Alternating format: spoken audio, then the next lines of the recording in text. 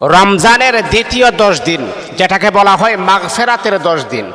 সম্মানিত হাজিরিন, রমজানের দ্বিতীয় 10 দিনে এই দোয়াটা, এই ইস্তেগফারটা আপনি বেশি বেশি পড়বেন, কারণ রমজানের রহমত চলে গেছে, আবার এখন মাগফিরাত চলে যাইতেছে।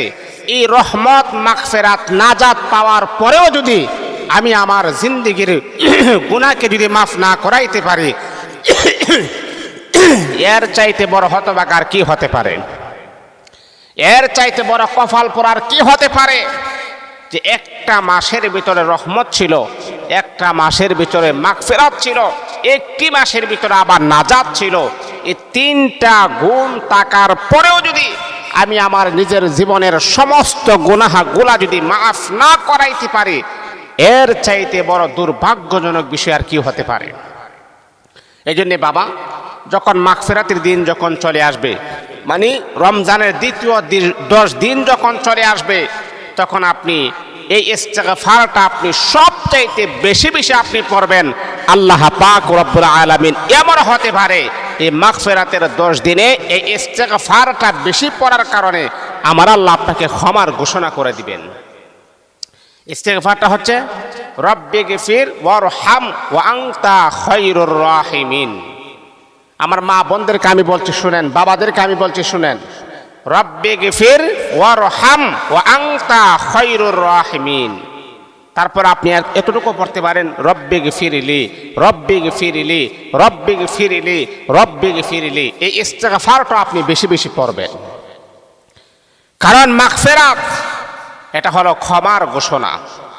আল্লাহ বলেন, মাগফিরাতের সময় বান্দা যখন ইয়াকিন আর বিশ্বাস নিয়ে যখন রোজাও রাখবে, তারাবি নামাজ পড়বে, 5 ওয়াক্ত নামাজ পড়বে, তারপর আমি আল্লাহ পাকের কাছে যখন বেশি বেশি যখন ইস্তেগফার পড়বে, আল্লাহ পাক রব্বুল আলামিন নিষ্পাপ মাসুম বাচ্চা মায়ের পেট থেকে ভূমিষ্ঠ হলে পরে তার যেমন কোনো গুনাহ থাকে না, আমার আল্লাহ ওই সমস্ত মাগফিরাতওয়ালা ব্যক্তিদেরকে নিষ্পাপ মাসুম বাচ্চার মতো পবিত্র বানায়া দেন। এই আল্লাহ পাক রব্বুল আলামিনের বান্দা বান্দি শুনেন, যখন রহমত যখন বিদায় হয়ে যাবে, মাগফিরাত যখন শুরু হয়ে যাবে, এই আল্লাহ পাক রব্বুল আলামিনের বান্দা বান্দি মাগফিরাতের শুরুতে আপনি ইস্তেগফারটা বেশি বেশি করে আপনি পড়বেন, রব্বিগফির ওয়ারহাম ওয়া আনতা খায়রুর রাহিমিন।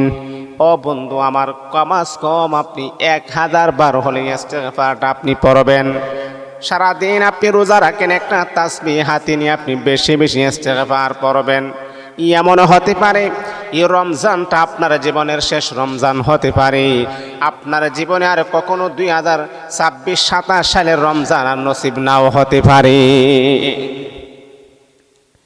এই যে রমজান চলতেছে, এই রমজান হতে পারে আমার জীবনের শেষ রমজান।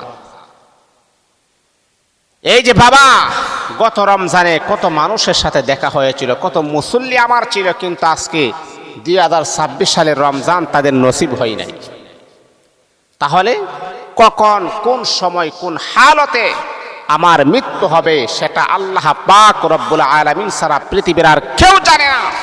এই জন্যে বাবা, আল্লাহ পাকের উপরে পরিপূর্ণ আশা এবং ভরসা নিয়ে যদি আপনি এই রমজানের দ্বিতীয় 10 দিনে যদি আপনি রব্বিগফিরলি রব্বিগফির ওয়ারহাম ওয়া আনতা খায়রুর রাহিমিন এই ইস্তেগফার যদি আপনি বেশি পড়েন, আল্লাহ আপনার জীবনের সমস্ত গুনাহগুলোকে মাফ করে দিবেন। এই জন্যে রমজান যেহেতু ভাই আমাদের কাছ থেকে বিদায় হয়ে যাচ্ছে, আমরা আমাদের জীবনের গুনাহের জন্যে আল্লাহ পাকের কাছে সর্বোচ্চ লেভেলের অনুতপ্ত হতে হবে। আল্লাহ আমাদের সবাইকে যেন কবুল করুন।